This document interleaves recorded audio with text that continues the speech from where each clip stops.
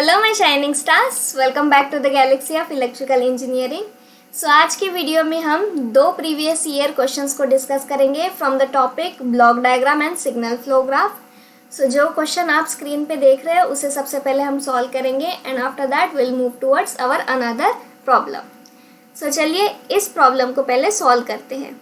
So question number 3 is signal flow graph is used to find the dash and options are stability of the system, B is controllability of the system, C is transfer function of the system and D is observability of the system. So सबसे पहले तो एक question आता है कि signal flow graph होता क्या है। So signal flow graph is nothing but it's the simplified version of block diagram. ठीक है, सो ब्लॉक डायग्राम को हम सिंप्लीफाई करते हैं कुछ टेक्निक के हेल्प से और हम सिग्नल फ्लो ग्राफ को ड्रॉ कर सकते हैं। ठीक है, सो सिग्नल फ्लो ग्राफ में हमारे पास मेन कंपोनेंट्स कौन कौन से होते हैं। पहले तो हमारे पास नोड्स होते हैं, then we have forward path, then we have feedback loops, then we have forward path gain, then we have feedback loop gain. So ऐसे कुछ पैरामीटर्स होते हैं जिसके हेल्प से हम सिग्नल फ्लो ग्राफ को ड्रॉ कर सकते हैं।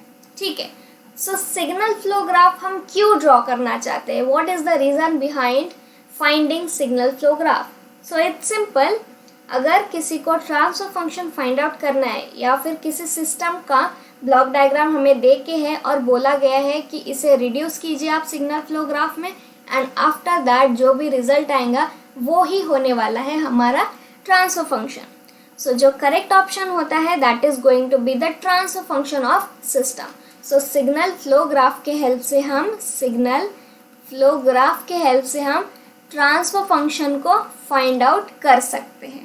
ठीक है, सो जो ऑप्शन नंबर ए दिया गया है, सो ऑप्शन नंबर ए में क्या है, स्टेबिलिटी ऑफ द सिस्टम। क्या हम स्टेबिलिटी फाइंड आउट कर सकते हैं सिग्नल फ्लो ग्राफ के हेल्प से? सो नहीं, हम सबसे पहले तो ट्रांसफर फंक्शन फाइंड आउट करेंगे बिकॉज हम डायरेक्टली सिग्नल फ्लो ग्राफ से ट्रांसफर फंक्शन फाइंड आउट कर सकते हैं and after finding transfer function आपको पोल्स और जीरो मिलेंगे। ठीक है, न्यूमरेटर में कुछ वैल्यू मिलेगा। फॉर एग्जाम्पल अगर मैं यहाँ लिखूँ s+2 divided by s+1 and s+3, सो ऐसा कुछ हमें ट्रांसफर फंक्शन मिलेगा और ये ट्रांसफर फंक्शन हमें सिग्नल फ्लो ग्राफ के हेल्प से मिलेगा। सो डायरेक्टली जो रिजल्ट आएगा सिग्नल फ्लो ग्राफ से हमें ट्रांसफर फंक्शन मिलेगा। सो एक बार हमें ट्रांसफर फंक्शन मिल गया तो हमारे पास न्यूमरेटर वैल्यू मिलेगा, this is numerator and this is denominator. So जो न्यूमरेटर में रूट्स मिलेंगे s के, सो s का वैल्यू न्यूमरेटर में क्या मिलेगा हमारे पास, s is equals to -2। So ये जो -2 है ये रिप्रेजेंट करेगा हमारा zeros, so zeros of the system. So अगर ये ओपन लूप होगा तो ये ओपन लूप जीरोस को रिप्रेजेंट करेगा, अगर ये क्लोज लूप सिस्टम होगा तो ये क्लोज लूप जीरोस को रिप्रेजेंट करेगा। सिमिलरली जो डिनोमिनेटर सेक्शन है s+1 एंड s+3, सो यहाँ से हमें दो पोल्स मिलेंगे। सो जो डिनोमिनेटर का कैरेक्टरिस्टिक का जो रूट्स मिलेगा that is going to be the pole of open loop transfer function या फिर क्लोज लूप ट्रांसफर फंक्शन, जो भी ट्रांसफर फंक्शन होगा उसके हिसाब से ही हमें पोल्स मिलने वाले। ठीक है, सो s इज इक्वल्स टू -1 और s इज इक्वल्स टू -3 और ये जो दो रूट्स मिले हैं that is nothing but poles of the system. So इन पोल्स के हेल्प से हम स्टेबिलिटी को फाइंड आउट कर सकते हैं। ठीक है, अगर पोल्स लेफ्ट हैंड साइड में लाई कर रहे हैं, सो यहाँ हमारे पास कितने पोल्स है, we have 2 poles. So pole number 1 we have here is -1 and pole number 2 is -3। So ये कैसे लेफ्ट हैंड साइड में लाई कर रहे हैं। सो अगर कोई भी पोल्स लेफ्ट हैंड साइड में लाई कर रहा है then system is going to be stable system. ठीक है, अगर कोई भी poles for example if we have s is equals to 1, so अगर ये राइट साइड में लाई कर रहा है, so right hand side, so ये क्या रिप्रेजेंट करेगा, that system is unstable system. So आपको अगर स्टेबिलिटी सिस्टम का फाइंड आउट करना है तो आपको पोल्स और जीरोस के लोकेशन को लोकेट करना होगा and after finding the location of poles you can be able to find out stability. But directly हम सिग्नल फ्लो ग्राफ के हेल्प से ट्रांसफर फंक्शन फाइंड आउट करते हैं and after finding transfer function हम system की stability को find out करते हैं। सो ऑप्शन नंबर ए गलत हो जाएगा बिकॉज हमें डायरेक्टली ट्रांसफर फंक्शन मिलेगा। सो ट्रांसफर फंक्शन हमें ऑप्शन नंबर सी में देखने को मिल रहा है। So option number C is only correct answer for this. And similarly जो बी और डी दिया गया है, यहाँ कंट्रोलेबिलिटी एंड ऑब्जर्वेबिलिटी दिया गया है। सो कंट्रोलेबिलिटी और observability of the system find out करने के लिए हमारे पास मैट्रिसेस का होना ज़रूरी होता है, ठीक है। सो जब आपके पास कुछ मैट्रिक्स होंगे तभी आप कंट्रोलेबिलिटी एंड ऑब्जर्वेबिलिटी को फाइंड आउट कर सकते हो। So correct answer for this given question is option number C, transfer function of the system. So signal flow graph is used to find the transfer function of the system. So I hope आपको ये समझ में आया होगा। So हमारा next question है, for block diagram shown in figure C of S by R of S is dash। सो यहाँ जो ब्लॉक डायग्राम दिया गया है इसका हमें ट्रांसफर फंक्शन फाइंड आउट करना है। सो ट्रांसफर फंक्शन हम दो मेथड से फाइंड आउट कर सकते हैं। पहले तो हम इस ब्लॉक डायग्राम को रिड्यूस कर सकते हैं बाय रिडक्शन टेक्निक, या फिर आप मैसन्स गेन फॉर्मूला से भी इसे सॉल्व कर सकते हो, जो कि हमारा मेथड नंबर 2 है। सो इस प्रॉब्लम में मैं आपको रिडक्शन टेक्निक से सॉल्व न करते हुए मैं आपको मैसन्स गेन फॉर्मूला के हेल्प से ट्रांसफर फंक्शन को फाइंड आउट करके दिखाऊंगी। बिकॉज रिडक्शन टेक्निक क्या होता है, कभी कभी ये टाइम कंज्यूमिंग हो जाता है और ज़्यादा टाइम लगता है इसे रिड्यूस करने के लिए। सो हम इस प्रॉब्लम को मेथड नंबर 2 से सॉल्व करेंगे। इस ब्लॉक डायग्राम को हमें सबसे पहले तो सिग्नल फ्लो ग्राफ में कन्वर्ट करना होगा, and after conversion we can be able to apply Mason's gain formula in order to find out transfer function. But Mason's gain formula होता क्या है? So I will write here Mason's gain formula. Mason's gain formula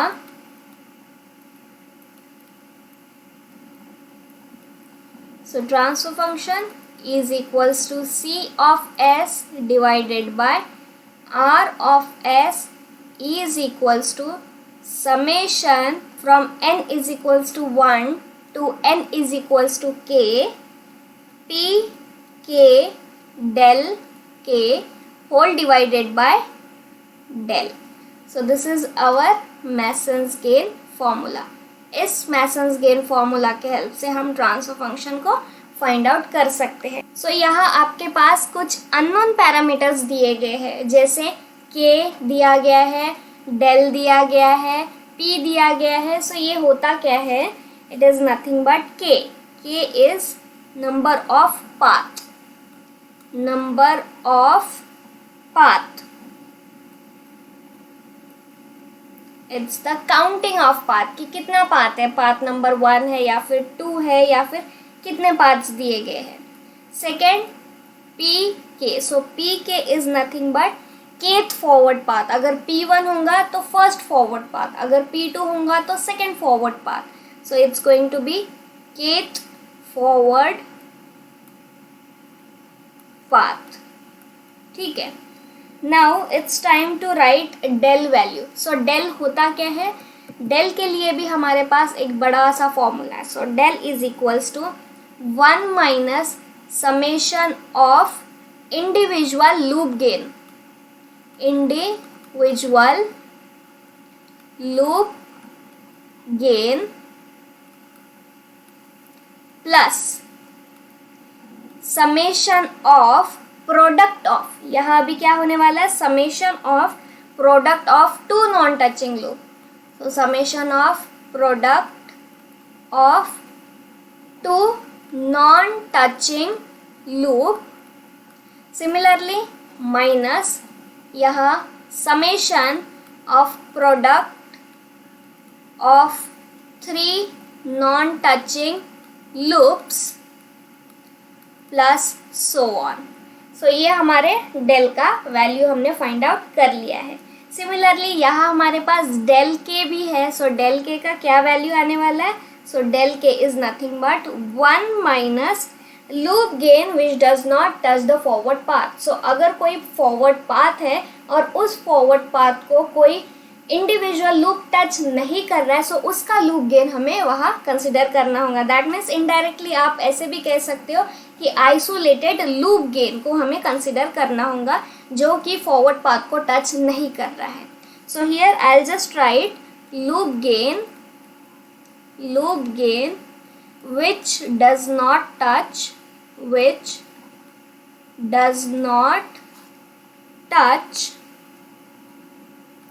the forward path. सो हमने यहाँ information collect कर लिया है masons gain से related. तो अभी हम one by one find out कर सकते हैं कि total number of forward path कितने हैं, कितने हमारे पास इंडिविजुअल लूप है, कितने लूप गेन्स हम फाइंड आउट कर सकते हैं. ये सब अभी वन बाय वन हम डिस्कस करेंगे. सो जो अभी ब्लॉक डायग्राम दिया गया है, इस ब्लॉक डायग्राम को हमें सिग्नल फ्लो ग्राफ में कन्वर्ट करना होगा. सो पहला पॉइंट, जब भी आप किसी भी ब्लॉक डायग्राम को सिग्नल फ्लो ग्राफ में कन्वर्ट करोगे तो आपको क्या चीज़ ध्यान में रखना है कि जितने भी समिंग या फिर टेक ऑफ पॉइंट्स है, ठीक है, जितने भी हमारे पास समिंग पॉइंट्स है या फिर टेक ऑफ पॉइंट्स है, उसे हमें उतने नंबर में नोड्स ड्रॉ करना है. सो हमारे पास कितने total number of summing point plus take off points है. सो 2 समिंग पॉइंट्स है और 2 टेक ऑफ पॉइंट है. That means you have to draw 4 nodes. So this is going to be node number 1, this is going to be node number 2, this is going to be node number 3 and this is going to be node number 4. So 4 nodes को हमें अभी draw करना होगा. तो मैं यहाँ draw करके दिखाती हूँ. This is going to be node number 1, this is node number 2, this is node number 3 and this is node number 4. So ये पहला पॉइंट है. जब भी आप सिग्नल फ्लो ग्राफ को ड्रॉ करोगे तो आपको जितने भी समिंग ब्लॉक्स है या फिर टेक ऑफ पॉइंट है तो उससे सारे के सारे को हमें नोड्स में ही रिप्रेजेंट करना होगा.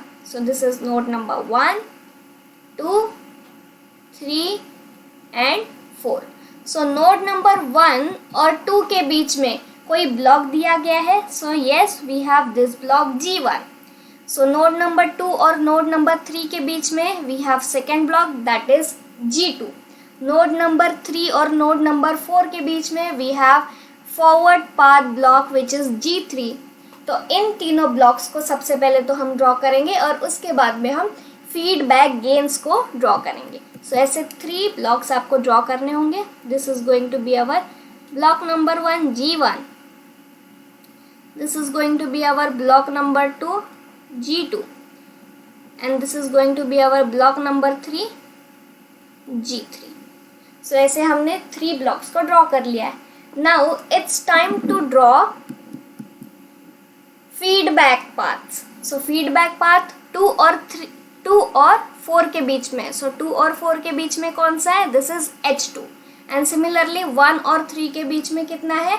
H1. सो H1 और H2 आप ड्रॉ कीजिए, ठीक है. So after drawing H1 and H2 आपको क्या मिलेगा? Here what you have to draw? Here you have to draw. This is going to be H1 and this is going to be H2. ठीक है. So this is going to be H2. But हमें find out करना है कि कौन सा feedback है. क्या ये पॉजिटिव फीडबैक है या फिर नेगेटिव फीडबैक है? So it's a negative feedback only. So for negative feedback आपको यहाँ माइनस साइन कंसिडर करना होगा, ठीक है. आपने यहाँ माइनस साइन को कंसिडर कर लिया है. This is R of S and this is C of S. देखिए हमने कितने इजी ड्रॉ कर लिया है, ठीक है. सो यहाँ मैंने G1, G2, G3 ब्लॉक्स में लिख लिया है. आप सिंपली ऐसे भी लिख सकते हो, ठीक है, या फिर ब्लॉक्स में जैसे आपको अच्छा लगे वैसे आप लिख लीजिए. एक तो ऐसा लिख सकते हो आप एंड सेकेंड वन मैं आपको यहाँ ड्रॉ करके दिखाती हूँ कि आप कैसा फिर से लिख सकते हैं, ठीक है. सो आप सिंपली ज्वाइन कीजिए ये लाइंस, ठीक है, पाथ्स को ज्वाइन कीजिए और आप यहाँ G1, G2 एंड G3 को लिख लीजिए. मैंने प्रीवियसली ब्लॉक्स क्यों ड्रॉ किए? ताकि आपको इजीली समझ में आए कि हम कैसे ड्रॉ कर सकते हैं सिग्नल फ्लो ग्राफ को. सो जब भी आप सिग्नल फ्लो ग्राफ ड्रॉ करोगे तो ब्लॉक्स को ड्रॉ करना उतना ज़रूरी नहीं होता है. सिंपली आप उनके गेन्स को लिख लीजिए जैसे कि अभी हमने लिख लिया है, ठीक है. So this is the signal flow graph. So इस सिग्नल फ्लो ग्राफ के सबसे पहले तो हमें फॉरवर्ड पाथ फाइंड आउट करने हैं. कितने नंबर ऑफ फॉरवर्ड पाथ्स है, एंड सिमिलरली हमें इंडिविजुअल लूप गेन्स भी फाइंड आउट करना है। सो चलिए वन बाय वन हम फाइंड आउट करते हैं। सो सबसे पहले हम फॉरवर्ड पाथ फाइंड आउट करेंगे। सो फॉरवर्ड पाथ होता क्या है, इनपुट से स्टार्ट होके आउटपुट तक ये खत्म हो जाएगा, ठीक है। सो पहले हम नीचे का जो स्ट्रेट लाइन है उसे कंसीडर करेंगे। सो क्या ये आर ऑफ एस से लेके सी ऑफ एस तक जाता है? So this is the path which goes from R of S to C of S. So ये है हमारा forward path gain. So forward path gain is equals to G1 into G2 into G3. So इसके अलावा क्या कोई forward path है हमारे पास? अगर हम ऊपर से जाएंगे तो ये arrow towards our of S है, सो ये फॉरवर्ड पाथ तो नहीं है। नीचे अगर हम गए तो ये भी टूवर्ड्स आर ऑफ एस है, सो ये भी फॉरवर्ड पाथ नहीं है। So total number of forward path we have here is only 1। So एक ही फॉरवर्ड पाथ है हमारे पास। सो इसके बाद में हम फाइंड आउट करेंगे कि कितने लूप्स है हमारे पास। सो क्या हमारे पास एक लूप है, 2 लूप है या फिर 3 लूप है? So we have 2 loops only. So 2 loops कैसे? एक ऊपर का लूप है, इस पॉइंट से स्टार्ट होके इसी पॉइंट पे एंड होना चाहिए। सो इस पॉइंट से स्टार्ट होगा और इसी पॉइंट पे जाके एंड होने वाला है। सो जो हमारा इंडिविजुअल लूप गेन है, सो लूप गेन L1 से मैं रिप्रेजेंट करूँगी, और ये जो फॉरवर्ड पाथ गेन है इसे हमें P1 से रिप्रेजेंट करना है, ठीक है। सो P1 हमने यहाँ लिख लिया है। So individual loop gain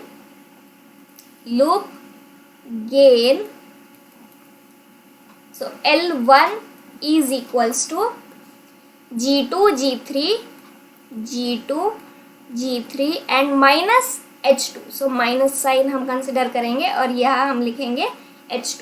this is loop number 1 and loop number 2. So L2 is equals to नीचे वाला लूप, सो इस पॉइंट से स्टार्ट होगा और इसी पॉइंट पे जाके एंड होने वाला है। So this is going to be L2. So G1 G2 and minus H1. So H1 with negative sign. So total number of loop gains कितने हैं हमारे पास? Total number of loop gains है हमारे पास 2.